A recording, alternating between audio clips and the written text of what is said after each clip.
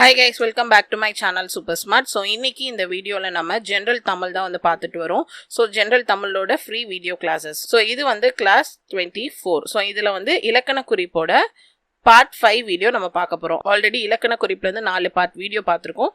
அதை நீங்க பார்க்கணும்னு நினைச்சீங்கன்னா கீழே டிஸ்கிரிப்ஷன் பாக்ஸ் செக் பண்ணுங்க. ஸோ இப்போ 5th பார்ட்ல இலக்கண குறிப்போட கண்டினியூஷன் வந்து பார்க்கலாம். ஸோ வாங்க வீடியோக்குள்ள போலாம்.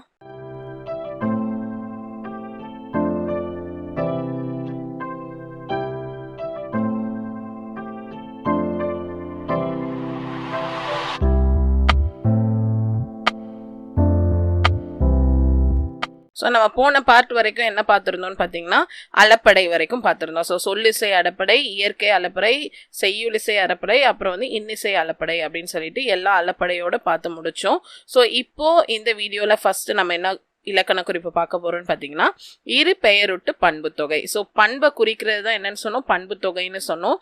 ஆனால் அந்த பண்பு தொகைனா என்ன அர்த்தம், அதில் வந்து பண்பு உருபு வந்து மறைஞ்சு வரும் அப்படின்னு சொல்லி பார்த்தோம். ஸோ இப்போ இரு பெயருட்டு பண்பு தொகை அப்படின்றது என்னன்னு பார்த்தீங்கன்னா ஆகிய அப்படின்ற பண்பு உரும்பு மறைந்து நிற்க பொது பெயரோ சிறப்பு பெயரோ இல்லைன்னா சிறப்பு பெயரோடு பொது பெயரோ வந்து உங்களுக்கு வந்து என்ன தரும்னு பார்த்தீங்கன்னா பொருள் தரும். ஸோ உங்களுக்கு வந்துட்டு ஒரு வெரைட்டிஸ், அதாவது வகைகளில் பார்க்கும்போது அது வந்து பொது பெயரா சிறப்பு பெயரான்னு நம்ம வகைகள் பார்த்தோம். பட் இந்த இரு பெயருட்டு பண்பு தொகைனா பொது பெயரும் வரும், அதுக்கு அடுத்து தொடர்ந்து சிறப்பு பெயரும் வரும். இல்லைன்னா ஃபர்ஸ்ட் சிறப்பு பெயர் வரும், அதை தொடர்ந்து என்ன வரும், பொது பெயர் வந்து வரும். இப்படி வந்தாலே அது என்ன அர்த்தம், இரு பெயருட்டு பண்பு தொகைன்னு அர்த்தம். இப்போ தலைவர் அப்துல் கலாம் அப்படின்னு இருக்கு. ஸோ இதுல தலைவர் அப்படின்றது என்னது, பொதுவா சொல்றது. ஸோ பொதுவா தலைவர் அப்படின்னா அது நிறைய பேரை வந்து குறிக்கும், அதனால அது வந்து பொது பெயர்னு அர்த்தம். அதுவே அப்துல் கலாம் அப்படின்னா ஸ்பெசிஃபிக்கா ஒரு பர்சனை வந்து சொல்றோம், அப்ப அது சிறப்பு பெயர். ஸோ பொது பெயரோட சிறப்பு பெயர் வந்து வந்திருக்கு. ஸோ இது வந்து இரு பெயருட்டு பண்பு தொகை. இப்போ அடுத்த எக்ஸாம்பிள் பார்த்தீங்கன்னா பலா மரம். ஸோ பலா அப்படின்றது அது வந்து ஸ்பெசிஃபிக்கா மரத்துல ஒரு வகை. ஸோ அது வந்து சிறப்பு பெயர். அதுவே மரம் அப்படின்னா நம்ம பொதுவா எல்லாத்தையுமே மரம்னு சொல்லுவோம், அப்போ அது வந்து பொது பெயர். அப்போ சிறப்பு பெயர் கூட பொது பெயர் வந்து தொடர்ந்து வந்திருக்கு. ஸோ இதுதான் வந்து என்னன்னு சொல்லுவோம்னா இரு பெயருட்டு பண்பு தொகை அப்படின்னு வந்து சொல்லுவோம். ஸோ அடுத்து வந்து தன்மை ஒருமை வினைமுற்று. ஸோ வினைமுற்றுனா என்ன, ஒரு எழுவாயோட செயலை வந்து இது வினையை கொண்டு முடிக்கும் சொல்ல தான் நம்ம என்னன்னு சொல்லுவோம், வினைமுற்றுன்னு சொல்லுவோம். அந்த வினை சொல் வந்து முற்று பெற்றிருக்கும், அதனாலதான் அது வினைமுற்று. ஸோ தன்மைனா என்ன அர்த்தம், உங்களை பத்தி நீங்க பேசுறதுதான் தன்மை. அதுவே முன்னிலைனா முன்னாடி இருக்கிறவர் நீ அப்படின்னு சொல்லி பேசினா அது வந்து முன்னிலை. படற்கைனா 2 பேர் இருக்கும்போது 2 பேருக்கும் சம்பந்தமே இல்லாத ஒரு ஆளை பத்தி பேசினா அது வந்து படற்கை. ஸோ உங்களை குறிச்சு பேசுறது தான் என்னன்னு சொல்றாங்க, தன்மை. ஸோ தன்மை இடத்தில் ஒருவரை குறிப்பது தன்மை ஒருமை அப்படின்னு அர்த்தம். ஸோ ஒருமைனா என்ன, ஒருமை பன்மைன்னு இருக்கு.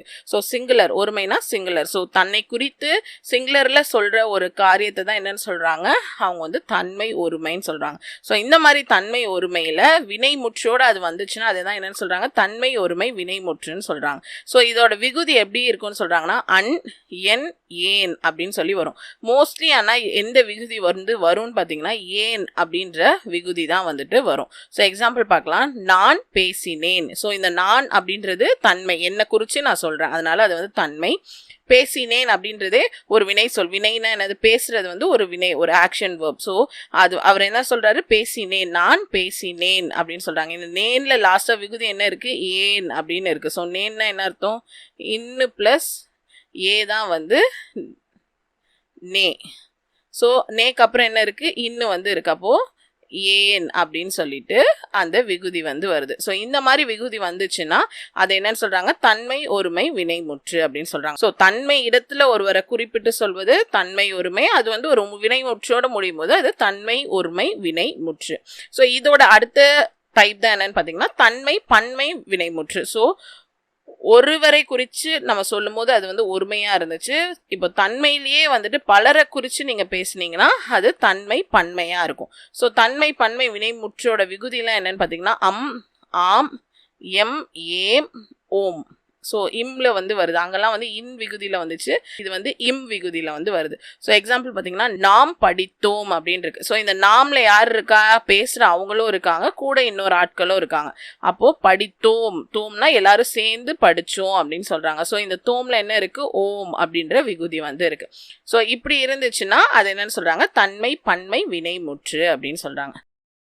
ஸோ நம்ம சேனலில் உங்களுக்கு 2 விதமான சயின்ஸ் மெட்டீரியலும் ஜியாகிரஃபிக்கு ஒரு புக்கும் வந்துட்டு லான்ச் பண்ணியிருக்கேன். ஸோ ஒரு வால்யூமில் ஃபிசிக்ஸ் வரைக்கும் கவர் ஆகும், 2வது சயின்ஸ் வால்யூமில் கெமிஸ்ட்ரியும் பயாலஜியும் கவர் ஆகும், அண்ட் இதில் வந்துட்டு ஜியாகிரஃபி வந்து உங்களுக்கு கவர் ஆகும். ஸோ எல்லாமே வந்துட்டு topic wise content, book back question, previous year question paper, do you knows எல்லாமே வந்துட்டு இந்த புக்கில் வந்து உங்களுக்கு கவர் ஆகிடும். ஸோ இந்த புக் இருந்தாலே உங்களால் இந்த சப்ஜெக்ட்டில் கேட்குற கொஸ்டின்ஸ் எல்லாம் ஆன்சர் பண்ண முடியும். ஸோ அதுக்கான டீட்டெயில்ஸ் எல்லாமே வந்துட்டு உங்களுக்கு நான் வந்து வெப்சைட்டில் கொடுத்துருக்கேன். நம்ம வெப்சைட்லேயே நீங்கள் பர்ச்சேஸ் பண்ணலாம், அமேசான்லேயும் பர்ச்சேஸ் பண்ணிக்கலாம். அண்ட் அது மட்டும் இல்லாமல் ஒரு கொஸ்டின் பேங்க்கும் வந்துட்டு அவைலபிளாக இருக்குது. இதுவும் டாபிக் வைஸ் வந்து உங்களுக்கு அந்த டாபிக் ரிலேட்டடான கொஸ்டின்ஸ் இருக்கும், பின்னாடி ஆன்சர் கீ இருக்கும். ஸோ இதை வந்து நீங்கள் ஒரு டெஸ்ட் எழுதி பார்க்குற ஒரு நோட்டாகவும் யூஸ் பண்ணலாம், மார்க் பண்ணதுக்கப்புறம் ஒரு கொஸ்டின் பேங்காகவும் நீங்கள் வந்து யூஸ் பண்ணிக்கலாம். ஸோ இதையும் வந்துட்டு நீங்கள் நம்ம சேனல்லையும் பர்ச்சேஸ் பண்ணலாம், அண்ட் அமேசான்லேயும் நீங்கள் வந்து பர்ச்சேஸ் பண்ணிக்கலாம். ஸோ அடுத்தது என்னன்னு பார்த்தீங்கன்னா, செய்யும் என்னும் வாய்ப்பாடு வினைமுற்று. ஸோ என்னன்னா, இது வந்து வாய்ப்பாடு வினைமுற்றில் வரும். இதுவுமே வந்து வினையை கொண்டு முடிகிற வார்த்தைகளாக தான் வந்துட்டு இருக்கும். ஸோ இந்த செய்யும் அப்படின்றது என்னத்தை உங்களுக்கு சொல்லுன்னு பார்த்தீங்கன்னா, இதை வந்து செய்யுங்க அப்படின்னு சொல்லிட்டு நம்ம என்ன பண்ணுறோம், ஒருத்தவங்களை வந்து இன்சிஸ்ட் பண்ணுற ஒரு சென்டென்ஸாக தான் இருக்கும், ஒரு கட்டளைக்குரிய ஒரு சென்டென்ஸாக தான் இருக்கும். ஸோ அது என்ன விகுதியில் முடியுதுன்னு சொல்கிறாங்கன்னா, அப்படின்ற விகுதியில் வந்து முடியும் அப்படின்னு சொல்கிறாங்க. ஸோ இது பாருங்க, அவன் உண்ணும். ஸோ அவன் உண்ணும் அப்படின்னு சொல்லிட்டு நம்ம என்ன சொல்கிறோம், இங்கே உம்முன்ற விகுதியில் இருக்குது. உண்ணும் அப்படின்னாலே இதை செய்யுங்க அப்படின்னு சொல்லி நம்ம வந்து உண்ணுங்க, அதாவது சாப்பிடுங்க அப்படின்னு சொல்கிறோம். ஸோ அப்போ என்ன ஆகுது, இங்கே வந்து செய்யுங்க அப்படின்னு சொல்லிட்டு நம்ம ஒரு கட்டளை கொடுக்குற மாதிரி இருக்குது. அதனால் இது வந்து செய்யும் என்னும் வாய்ப்பாடு வினைமுற்று.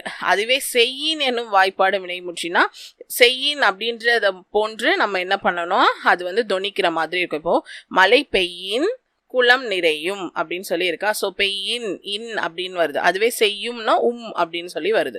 ஸோ இதுதான் வந்து 2 விதமான வாய்ப்பாடு வினைமுற்றா இருக்கு. ஸோ உங்களுக்கு இலக்கண குறிப்பில் இதெல்லாம் வந்து கேட்குறாங்க, அதனால ஸ்பெசிஃபிக்காக எது கேட்குறாங்களோ அதை மட்டும் நீங்கள் படித்தா போதும்.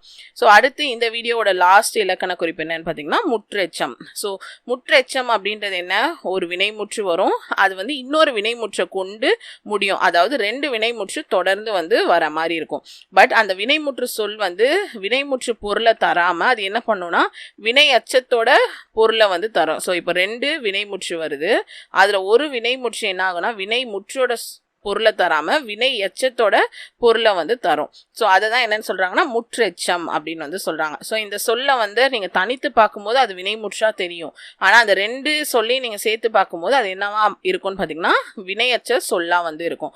ஸோ 2 வினைமுற்று தொடர்ந்து வந்தாலே அது என்னன்னு சொல்றாங்கன்னா, முற்றெச்சம் அப்படின்னு வந்து சொல்றாங்க. இப்போ கற்றனன் மகிழ்ந்தான். ஸோ படிச்சவங்க மகிழ்ச்சியா இருந்தாங்க, தான் கற்றனன் அப்படின்றது ஒரு வினைமுற்று, மகிழ்ந்தான் அப்படின்றது ஒரு வினைமுற்று. ஸோ 2 வினைமுற்று சேர்ந்து வந்திருக்கு. ஸோ இந்த வினைமுற்று வந்து கற்றனன் அப்படின்ற வினைமுற்றோட மீனிங்ல வராம கற்று மகிழ்ந்தான். ஸோ இந்த ரூல் என்ன இருக்கு, இர் பிளஸ் ஊ வந்து இருக்கு. ஸோ ஊ அப்படின்ற விகுதியில் வந்தாலே அது என்னன்னு சொன்னாங்க, வினை அச்சம் அப்படின்னு சொல்லி நம்ம முன்னாடி படித்தோம். ஸோ அதனால கற்று மகிழ்ந்தான் அப்படின்றது தான் இதில் வந்து மீன் பண்ணுறாங்க. ஸோ கற்றனன் அப்படின்றத மீனிங் இல்லாமல் கற்று அப்படின்ற வினை அச்சத்தோட பொருளை வந்து தரக்கூடியதாக இருக்குது. ஸோ 2 வினைமுற்று சேர்ந்து வந்தாலே அது என்னன்னு பார்த்தீங்கன்னா, முற்று எச்சம் அப்படின்னு சொல்லி ஞாபகம் வச்சுக்கோங்க. ஸோ இந்த வீடியோவில் நம்ம என்னென்ன இலக்கண குறிப்பை பார்த்தோம், இரு பெயரொட்டு பண்பு தொகை. ஸோ 2 பெயரச்சம் வந்து சேர்ந்து வரும், ஒன்று பொது பெயராக இருக்கும், இன்னொன்று சிறப்பு பெயராக இருக்கும். ஸோ அது வந்து இரு பெயரூட்டு பண்பு தொகைன்னு பார்த்தோம். தன்மை ஒருமைனா, தன்மை இடத்துல வந்து ஒருவரை குறித்து ஒரு வினை சொல்ல முடிஞ்சதுன்னா அது வந்து தன்மை ஒருமை வினைமுற்று, அது அன் என் ஏன் அப்படின்னு வரும். அதுவே தன்மை பன்மைனா, தன்மை இடத்துல வந்து பலரை குறித்து பேசினா அது தன்மை பன்மை. ஆம் எம் ஏம் ஓம் அப்படின்ற விகுதியோட முடிகிற வார்த்தைகளாக இருக்கும். நெக்ஸ்ட் செய்யும் அப்படின்றது, செய்யும் அப்படின்ற அந்த வினைமுற்றில் அப்படின்ற விகுதி வரும். ஒரு காரியத்தை வந்து செய்யுங்க அப்படின்னு சொல்கிற மாதிரி இருக்கும். அதுவே செய்யின் அப்படின்னா இன் அப்படின்ற விகுதியில் வந்து வரக்கூடியதாக வந்துட்டு காணப்படும். நெக்ஸ்ட் வந்து முற்றெச்சம், 2 வினைமுற்று வந்து சேர்ந்து வரும். அதில் ஒரு வினைமுற்று வந்து வினைமுற்றோட பொருளை கொடுக்காம வினை எச்சத்தோட பொருளை வந்து குறிக்கிறதா வந்து காணப்படும். ஸோ அதை தான் முற்றெச்சம் அப்படின்னு வந்து சொல்றோம். ஸோ இதோட கண்டினியூஷனா இன்னும் 5 இலக்கண குறிப்பு இருக்கு, அதை வந்து நம்ம பார்ட் 6 வீடியோல பார்க்கலாம். ஸோ அதோட வந்து இலக்கண குறிப்பு டாபிக் வந்து உங்களுக்கு முடிஞ்சிடும். ஸோ இந்த இலக்கண குறிப்போட கம்ப்ளீட் PDF வேணும்னு நினைச்சீங்கன்னா நீங்க வந்து கீழே டிஸ்கிரிப்ஷன் பாக்ஸ் செக் பண்ணுங்க, அதுல உங்களுக்கு லிங்க் கொடுத்துருக்கேன். ஸோ இந்த வீடியோ உங்களுக்கு பிடிச்சிருந்தா லைக் பண்ணுங்க, ஷேர் பண்ணுங்க, மறக்காம சேனலை சப்ஸ்கிரைப் பண்ணுங்க. தேங்க்யூ.